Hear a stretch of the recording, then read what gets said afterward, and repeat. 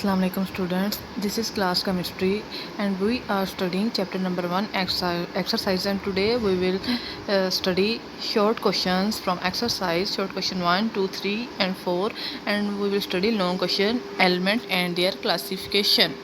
Friends हमारे पास जो chapter number 1 का क्वेश्चन नंबर 1 है वो है define industrial chemistry and analytical chemistry.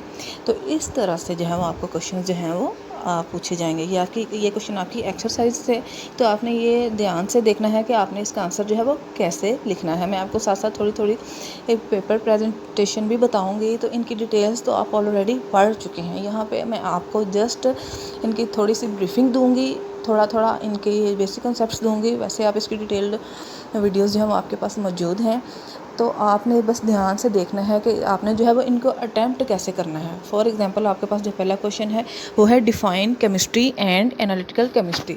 तो आपने सबसे पहले क्या करना है, अगर आपसे इस तरह का क्वेश्चन आए जिसमें दो टर्म्स की डेफिनेशन या कंपैरिजन या डिफरेंस पूछा जाए, तो आपने सबसे पहले क्या करना है, दरमियान में एक लाइन लगानी है जैसे ये है।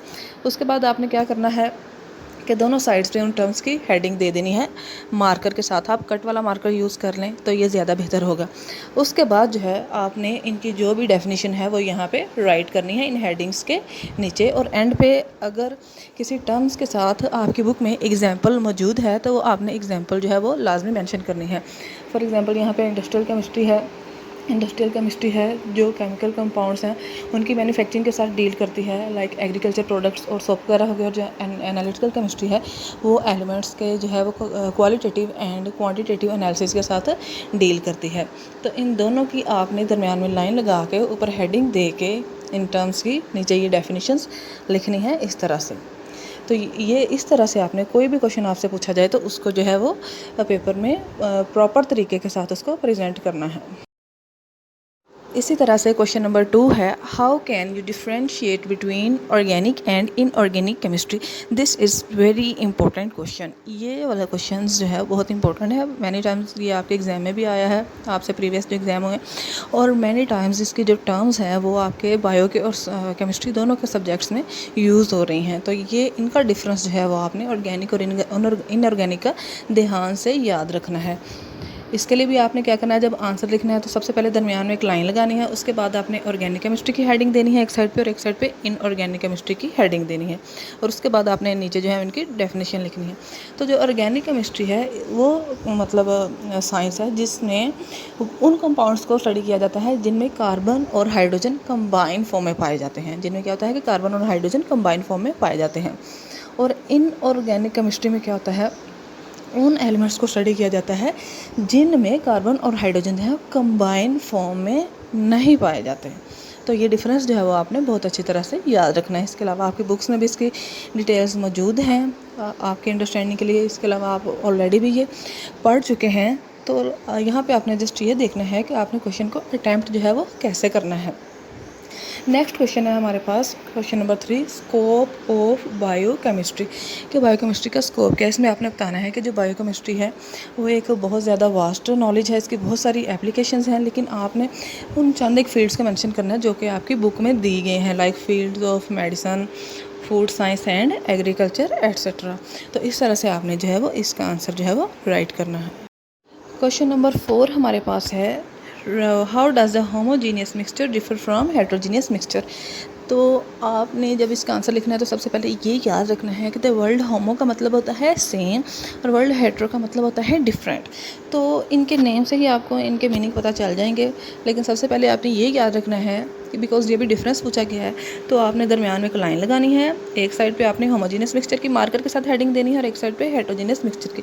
उसके बाद आपने होमोजीनियस मिक्सचर में वो बताना है कि ये वो मिक्सचर है जिसकी composition through out the mixture uniform होती है, और हेट्रोजेनस मिक्सचर वो मिक्सचर है जिसकी कंपोजिशन जो है through out the mixture uniform नहीं होती। तो इसकी यहाँ पे एग्जांपल भी दी गई है, लाइक होमोजेनस मिक्सचर की एयर और हेट्रोजेनस मिक्सचर की सॉइल। तो ये साथ में एग्जांपल भी आपने लाजमी बतानी है। अगर आपकी बुक में एग्जांपल मेंशन की गई है तो एक आध एग्जांपल आपने लाजमी बतानी है। अब आपने ये देखना है कि लॉन्ग क्वेश्चन जो है वो आपको किस तरह से आ सकता है और उसको आपने अटैम्प्ट जो है वो कैसे करना है। फॉर एग्जांपल हमारे पास आपकी बुक में जो लॉन्ग क्वेश्चन मौजूद है वो है define element and classify elements with example.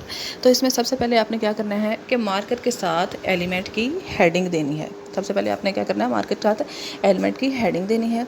उसके बाद आपने जो है वो इसकी डेफिनेशन लिखनी है। ये इसको आप इन्वर्टेड कॉमास में भी लिख सकते हैं। यानी कि एलिमेंट क्या है कि ये वो सब्सटेंस है जो कि एक ही जैसे एटम से मिलके बनते हैं और उनके जो है वो एटॉमिक नंबर भी सेम हो सकते हैं। तो इसका मतलब है कि हर एलिमेंट जो है वो एक ही तरह के जो एटम से मिलके बना होता है। उसके बाद आपने क्या करना है कि हेडिंग देनी है एक्सप्लेनेशन की हेडिंग देनी है।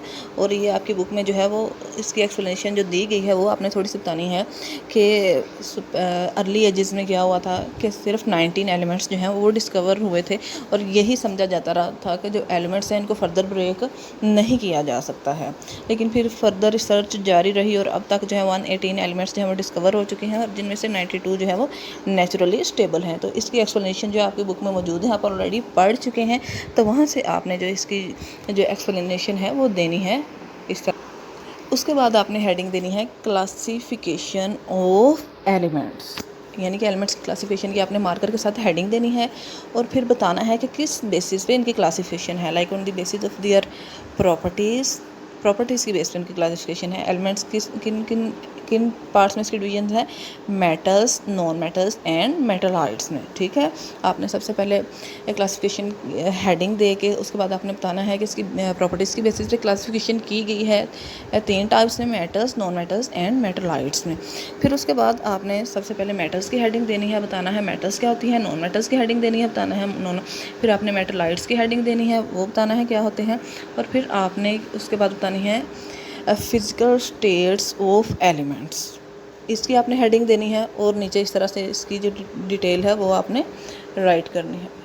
इसमें आपने बताना है कि जो ज़्यादातर एलिमेंट्स हैं वो तो जो हैं उनकी जो सॉलिड्स के तौर पे एग्जिस्ट करते हैं, लेकिन उनकी जो एलिमेंट्स की जो फिज़िकल स्टेट्स हैं वो एक्चुअली कौन कौन सी हैं, तो वो हैं लिक्विड सॉलिड्स एंड गैसेस। ये एलिमेंट्स की फ़िज़िकल स्टेट्स हैं। तो ये भी आपने बताना है कि एलिमेंट्स की फ़िज़िकल स्टेट्स कौन सी हैं, अलग हेडिंग्स के साथ जिस तरह यहाँ पे दी गई है, और नीचे फिर उनकी एग्जांपल्स भी बतानी है। तो आपने इस तरह से एक कंप्लीट पैटर्न को फॉलो करके जो है वो आप अपने आंसर को प्रेजेंट करना है, फिर ही आपको जो है वो पूरे मार्क्स जो हैं वो मिलेंगे।